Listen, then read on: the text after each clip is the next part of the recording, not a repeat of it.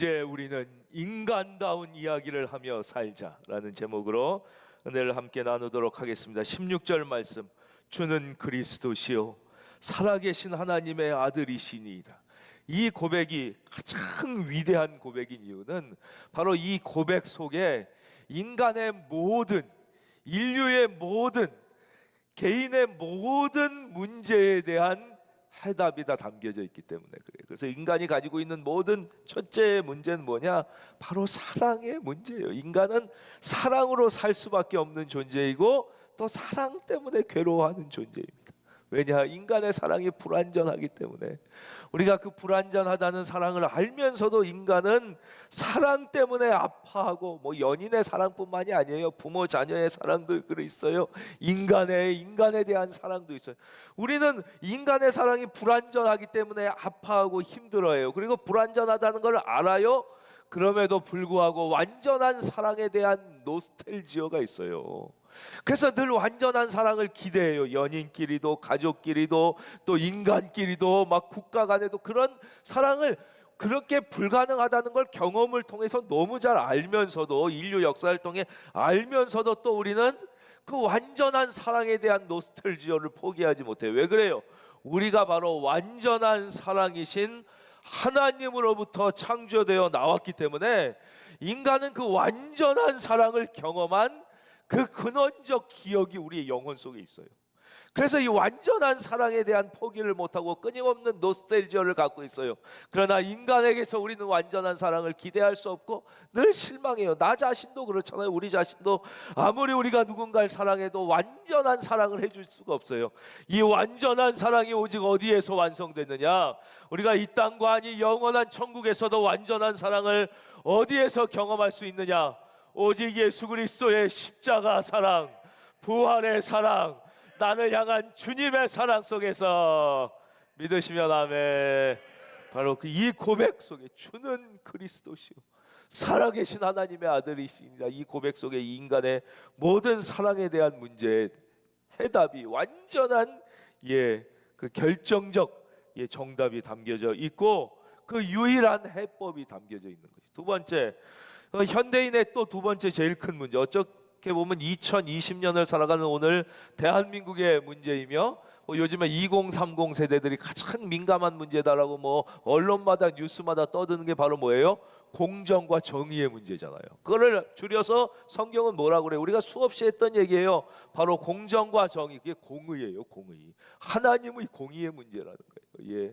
특별히 2020년 젊은 세대들이 여기에 민감하다고 그러잖아요. 병역의 문제, 교육의 문제, 주거의 문제, 이런, 그렇죠? 이런 문제에 있어서 공정과 정의를 기대하는데 이게 안 된다. 이것 때문에 막 실망하고 어떻게 더 좋은 정치인을 바꿔보면 좀 될까? 더 좋은 시스템을 만들어 보면 될까? 막 노력하고 갈등하고 싸우지만, 물론 조금씩 나아질 수 있을진 모르겠지만 결코 인간에 의한 완전한 공정과 정의는 불가능하다고 성경은 말씀해 주시는 거예요.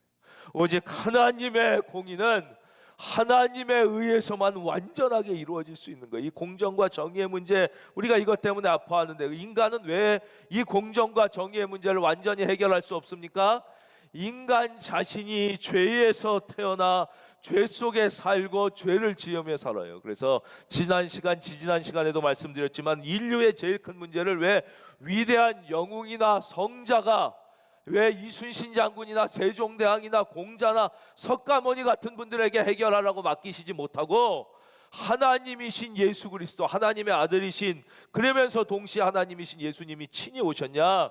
인간이 처하고 있는 가장 치명적 문제는 바로 죄의 문제이기 때문에 이 죄 속에 있는 인간이 이 죄의 문제를 해결할 수 있는 사람이 아무도 없어요. 이건 그냥 겨우 가난의 문제, 그냥 겨우 질병의 문제, 그냥 겨우 교육과 의료와 병역 정도의 문제가 아니라 인간이 완전히 공의로울 수 없는 가장 근본적 문제는 우리 모두가 죄인이며 죄 속에 살며 동시에 죄를 지으며 살고 있기 때문에 그래요. 그래서 우리의 공의의 문제를 완전히 해결해 주실 수 있는 분은 오직 한 번, 바로 우리의 창조자이시며 죄가 없으신 유일한 분 예수 그리스도가 나를 대신하여 오셔서 나와 우리 인류의 모든 죄를 지시고 십자가에 못 박혀 죽으심으로. 그래서 인류의 완전한 공정과 정의의 문제는 물론 이 땅에서도 우리가 점차 나아지려고 노력을 하지만 인류가 있는 그건 유토피아라니까. 유토피아 무슨 뜻이라고 그랬어요? 유 없다는 거예요. 그런 세상은 이 지상에 존재하지 않아요. 예수 그리스도가 왕 대신 모든 인류의 사람들의 마음마다 예수 그리스도가 구주가 되셔서 이 땅에 참된 새 하늘과 새 땅이 열리는 그때 완전한 사랑의 나라, 완전한 공정과 정의의 나라가 열리는 것이죠. 바로 그래서 베드로의 이 고백 속에 우리 인류의 모든 아픔과 문제에 대한 유일한 해답과 정답이 있습니다. 여러분, 우리는 이 땅만 살다가는 육체적 존재가 아닙니다. 하나님으로부터 영혼을 받은 하나님을 닮은 영원한 하나님의 자녀로 살아갈 존재입니다. 이 땅을 잘 사시되 이 땅의 모든 것을 거는 그런 육체적 존재가 아니라 영원한 천국과 하나님의 나라를 사모하며 사시는 영적인 하나님의 자녀다운 삶을 사시기를 다시 한번 예수님의 이름으로 축원드립니다.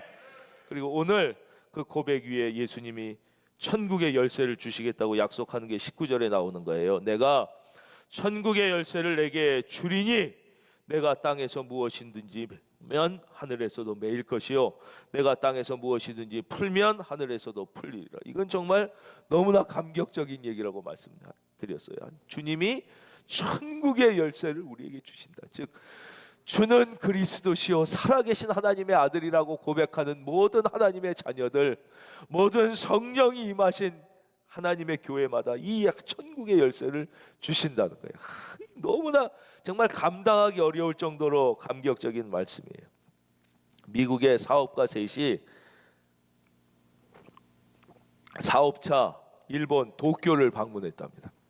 그래서 사업차 방문해서 이제 비즈니스 때문에 방문했어요. 3명의 사업가가. 그리고는 이왕에 도쿄에 왔으니까 도쿄 전체를 잘 볼 수 있는 좋은 호텔에 묵자. 그래서 도쿄 임페리얼 호텔이라는 동경 제국 호텔에 묵기로 결정을 하고 그 호텔에서도 시내가 가장 다 내려다 보이는 최높은 30층 꼭대기에 특실을 예약을 했습니다.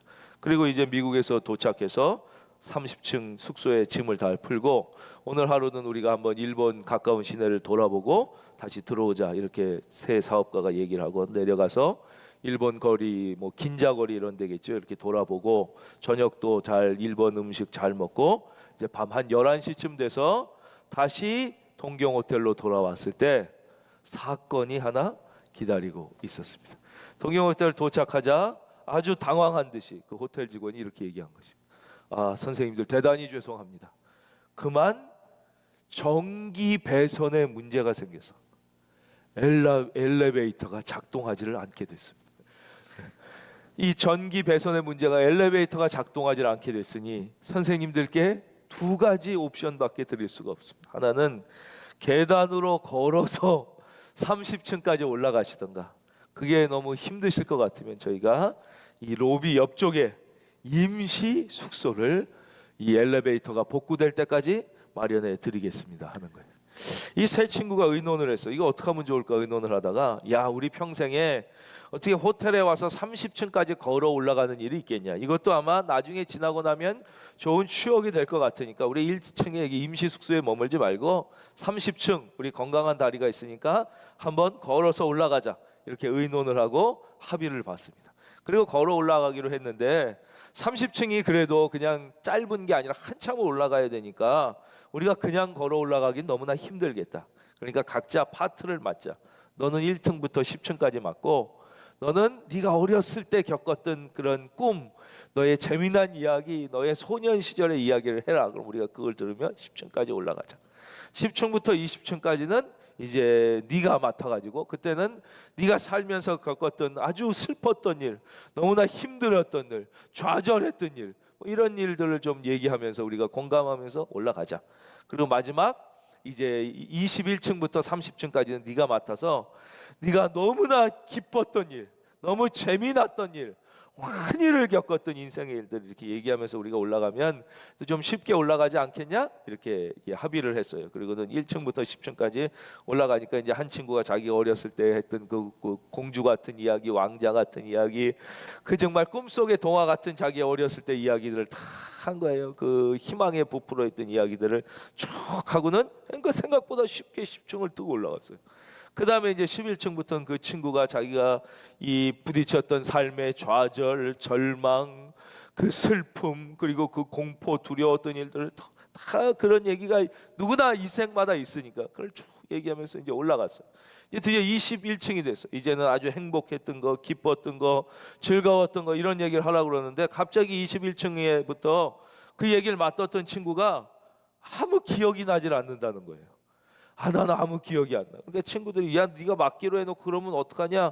아니 그래도 기억이 안 나는 걸 어떻게 재밌었던 게 기억이 안 나는 걸 환히 막 가득했던 게 생각나는 일이 없는데 어떻게 그래도 네가 맡았는데 얘기해야지 그때 없어 막 이러다 보니까 셋이 엄청 지치기 시작해. 안 그래도 힘든데 막 23층 막 힘들게 올라가 24층 막 25층 지금 너무 야 너 그럴 수가 있어? 야 없는 걸 어떻게 막 이러면서 막 한 27층 정도 되니까 너무 막 다 지치는 거예요. 그때 이 재밌고 환희 가득했던 얘기를 하겠다고 했던 친구가 갑자기 혼자 막 웃으면서 올라가는 거예요.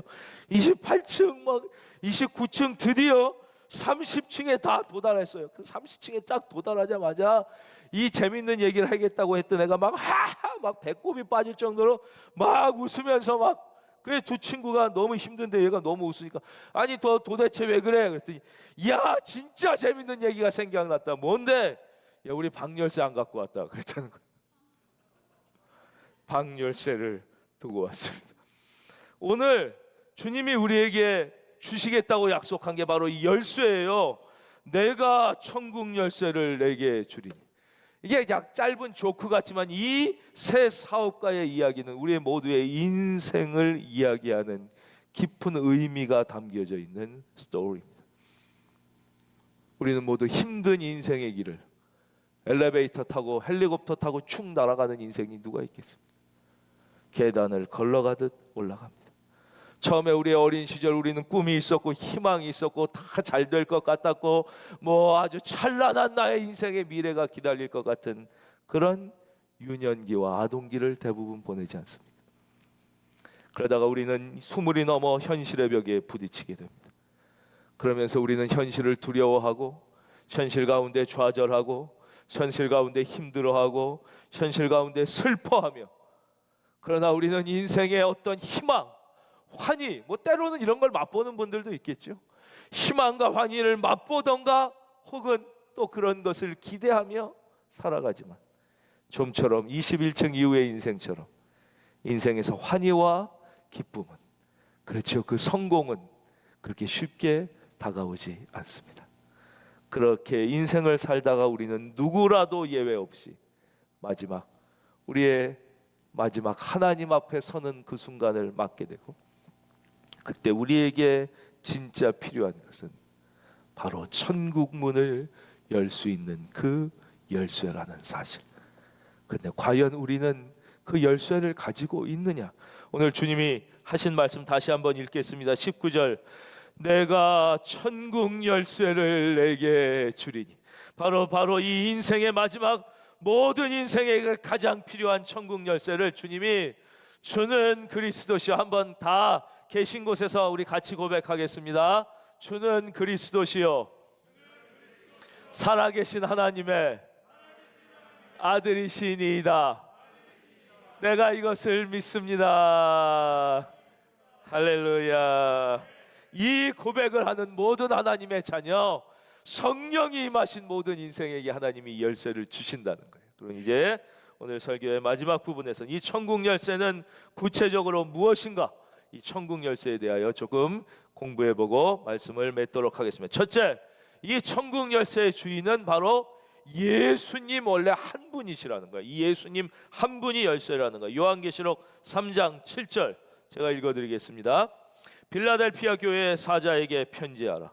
거룩하고 진실하사 다윗의 열쇠를 가지시니 곧 열면 닫을 사람이 없고 닫으면 열 사람이 없는 그가 이렇게 나와 있어요. 오늘 19절 말씀 다시 읽어볼까요? 내가 천국 열쇠를 내게 주리니 내가 땅에서 무엇이든지 매면 하늘에서도 매일 것이요 내가 땅에서 무엇이든지 풀면 하늘에서도 풀리리라. 예, 저를 봐주십시오. 그러니까 바로 이 천국 열쇠의 주인은 누구냐?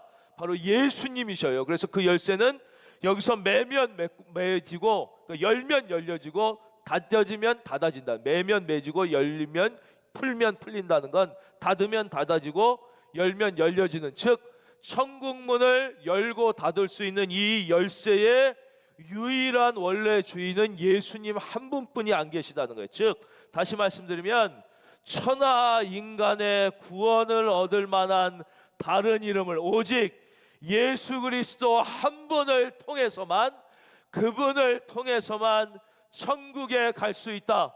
믿으시면 아멘. 바로 이게 첫째예요. 바로 열쇠의 주인은 예수님 뿐이시고 예수님이 원래 주인이시고, 이게 의미는 무엇이냐? 바로 천국 문을 열 수 있는 자, 그분은 오직 예수님 한 분뿐이 안 계시다 이거예요. 내가 곧 길이요 진리요 생명이니 나로 말미암지 않고는 아버지께로 올 자가 없느니라. 조금 더 설명드리면, 요즘엔 이게 설명이 조금 힘들어진 게 이제 막 이렇게 번호키가 많고 이 막 지문으로 여는 것도 있어서 조금 그런데 좀 마음을 열고 이 말씀을 들으셔요. 옛날 생각을. 그러니까 이 천국에 닫혀 있는 자물쇠가 있을 거 아니에요. 근데 이 자물쇠에 원래 딱 맞는 키는 비싼 자물쇠일수록, 뭐 싸구려 자물쇠는 막 아무거나 갖가 막 이렇게 막 도둑놈들이 열 수 있을지 몰라도 진짜 금고 뭐 스위스 은행 뱅크를 뭐 이런 이제 자물쇠를 생각해 보세요. 이 좋은 자물쇠일수록 거기에 딱 맞는 키는 하나뿐이 없는 거예요. 그래야 그게 진짜 자물쇠로서의 가치가 있지, 막 아무거나 다 열리면 그거는 싸구려라는 거예요. 이 천국 생각, 그 가장 소중한 천국의 자물쇠가 아무거나 열 수 있는 게 아니라 비스무리하게 생겼어도 되지 않아요. 딱 맞는 거 하나, 즉 예수 그리스도 외에는 아무리 비슷한 진리, 비슷한 모양을 갖고 있어도 그것으로는 천국 문이 열리지 않고, 오직 딱 하나 예수 그리스도께서 주신 키, 믿으시면 아멘. 오직 그 한 키로만 천국 문은 열린다. 이것이 첫째 우리가 기억해야 되는 말씀의 뜻이고요. 두 번째, 바로 이 천국 열쇠는 또 무엇을 의미하느냐? 바로 이것은 하나님의 말씀을 선포하고 가르치는 사명을 우리에게, 구원받은 하나님의 자녀에게, 그리고 하나님의 교회에 주셨다는 거예요. 이제 설교도 우리가 그냥 설교 이렇게 얘기하지만, 설교는 두 가지의 아주 중요한 요소가 있습니다. 하나는 선포적 요소예요. 이거를 캐리그마라고 그래요. 캐리그마. 그래서 이거는 뭐 설명하고 설득하는 게 아니에요. 그냥 이거예요. 예수 믿어야 천국 간다. 이런 건 선포예요. 선포. 하나님만이 창조주이시다. 이런 건 선포예요. 이건 뭐 설득하고 설명하고, 뭐 성경에 보면 또 기적도 그 기적이 일어난 과정에 대하여 설명 안 하시는 기적이 많아요. 왜냐? 이건 선포예요. 믿든 안 믿든 그거는 뭐 어쩔 수, 이건 그냥 사실이 선포하는 거예요. 내가 네 애비다, 이것을 선포하는 거예요. 하나님이 창조주시다, 예수 그리스도만이 구원이시다, 우리는 오직 믿음으로 살아야 함을 믿으시면 아멘. 이렇게 선포하는 거예요. 선포. 이거를 캐리그마라고 그래요. 근데 그것만 있는 건 아니에요. 바로 설교에는 두 번째 디다케 요소가 있어요. 이게 바로 교육이에요. 교육, 가르치는 요소가 있어요. 가르치고 또 설득해요. 우리가 이제 하나님의 자녀니까 이렇게 살아야 합니다. 우리가 또 말씀의 이 뜻은, 의미는 이러니까 우리가 이걸 이렇게 이해하고 이렇게 적용해야 됩니다. 이렇게 가르치고 때로는 설득도 해요. 그러고 싶지 않은데? 난 하나님보다 돈을 더 사랑하고 싶은데? 나는 그렇게 천국을 위하여 상급을 쌓아놓기보다는 이 땅에서 잘 먹고 사는데 매진하고 막 이럴 때, 그게 왜 지혜롭지 못한 것이며, 더 지혜롭고 더 하나님의 자녀답게 사는 건 그런 길이 아니라는 것을 잘 교육하면서 설득해야 되는 이런 요소가, 이걸 디다케적 요소라고 그래요. 근데 이게 목사에게만 있는 게 아니라 모든 구원받은 하나님의 자녀, 하나님의 성령 임하신 자녀에게는 이 천국의 열쇠, 교회 공동체에 우리가 속해 있으면 이 천국, 즉 하나님의 말씀을 선포하고, 즉 여러분이 어느 에 있든지 어디에 계시든지 하나님이 우리의 아버지시며 창조주이시며 예수님만이 그리스도이시며 선포하는 거예요. 그래서 간혹 우리가 길 가다 보면 요즘에 많이 줄었지만 아직도 명동 같은 데는 있습니다.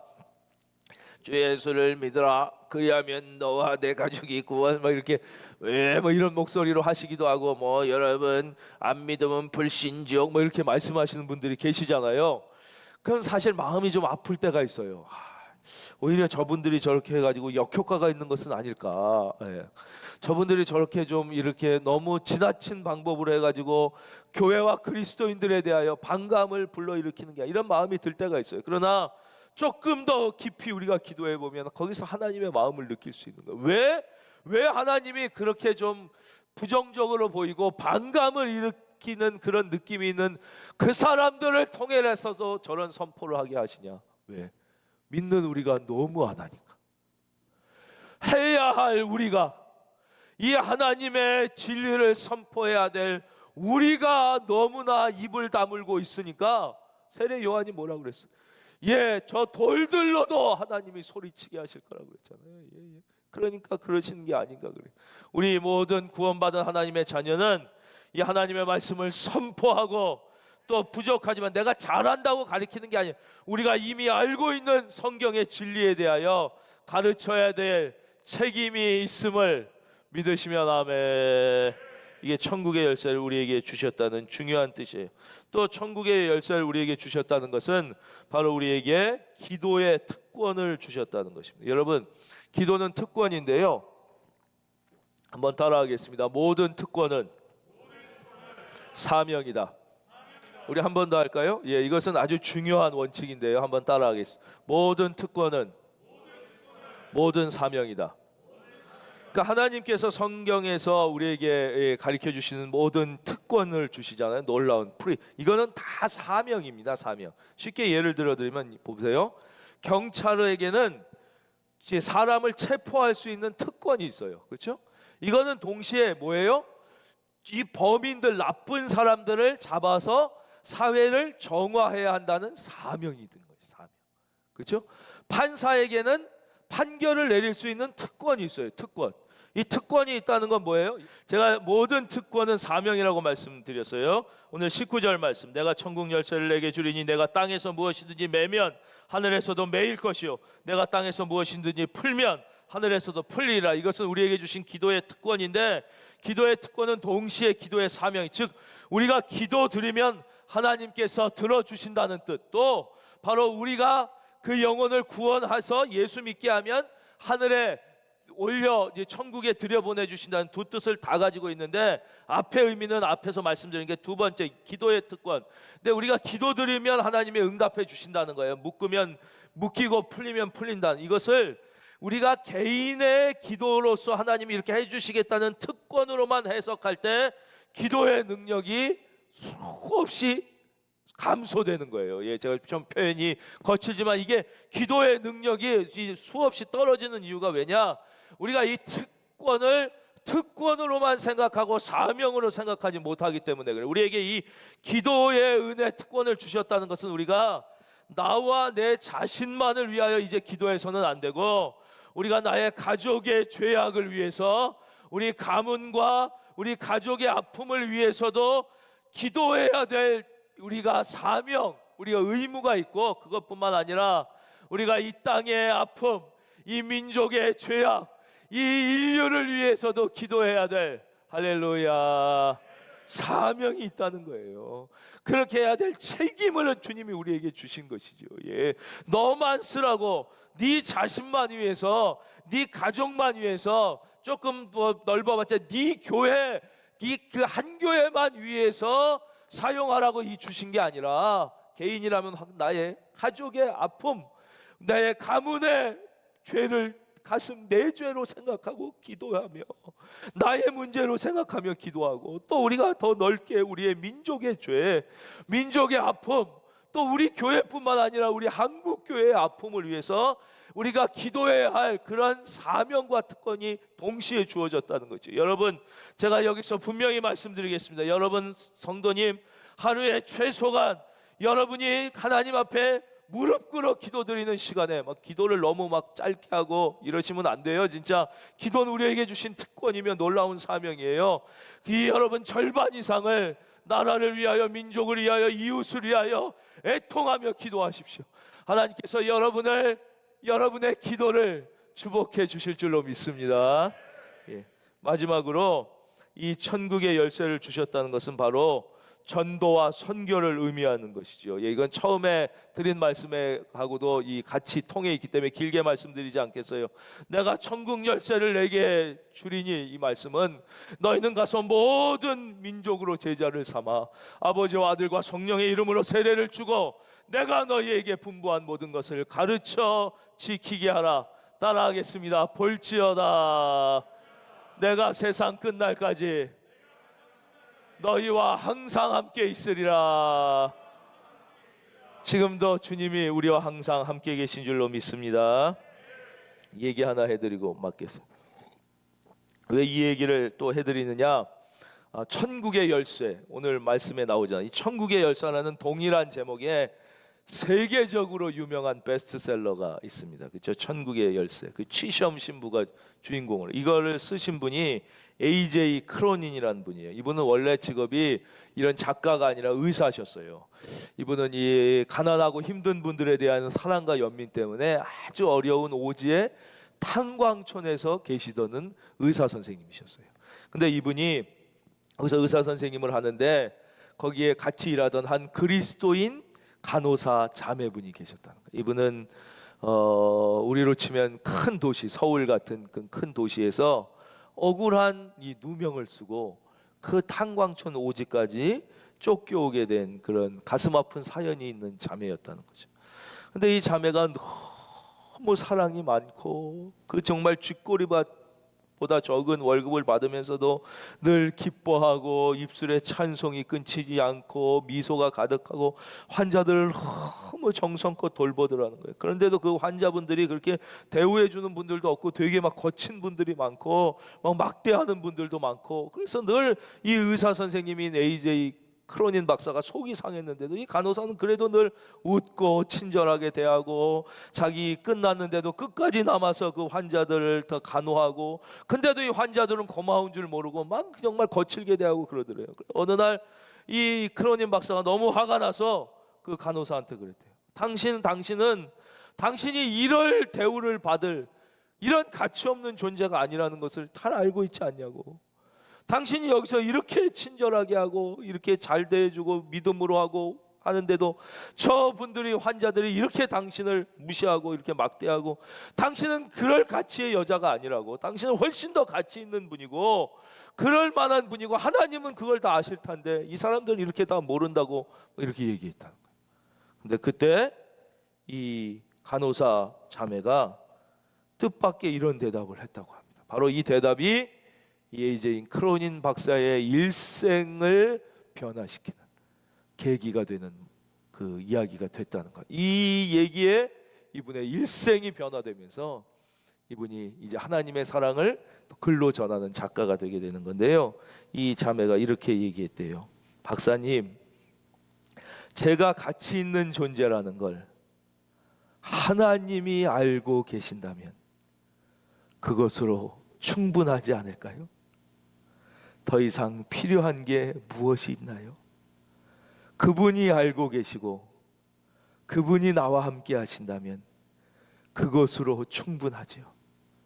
박사님, 저는 그냥 제가 살아있고 제가 지금 일을 할 수 있고 하나님이 저와 함께 하신다는 사실이 감사하고 충분할 따름입니다. 그래서 여러분, 살아계신 그분이 우리와 함께 하십니다. 주님이 여러분의 가치를 알고 계시고 여러분을 인정하고 계십니다. 그 위로와 힘을 가지고 이번 한 주도 주님과 함께 승리하시기를 예수님의 이름으로 축원드립니다.